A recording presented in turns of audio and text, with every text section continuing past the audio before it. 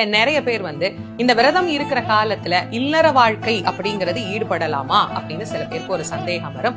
குழந்தைக்காக இருக்கக்கூடியவர்கள் மட்டும் இல்லற வாழ்க்கையில் ஈடுபடாது 48 நாட்கள் கழித்து தங்களுடைய வாழ்க்கையை துவங்குதல் அப்படிங்கிறது சிறப்பானது. மற்றவர்களுக்கு இந்த விதி பொருந்தாது.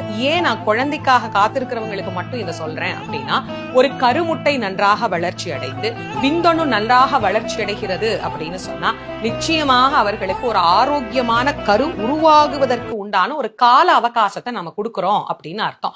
அந்த ஒரு அவகாசம் இந்த 48 நாள் ஒரு மண்டல காலம் அப்படிங்கிறதுக்குள்ள ஒரு ஆணுக்கும் பெண்ணுக்கும் நல்ல உடல் ரீதியான மாற்றத்தையும் மன ரீதியான மாற்றத்தையும் முருகன் அருளோடு பிறக்கக்கூடிய ஒரு அருளான குழந்தையும் அவர்களுக்கு கண்டிப்பாக கிடைக்கும்.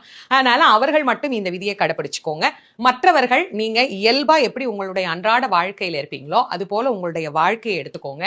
சிறப்பாக இந்த விரதம் இருங்க. இந்த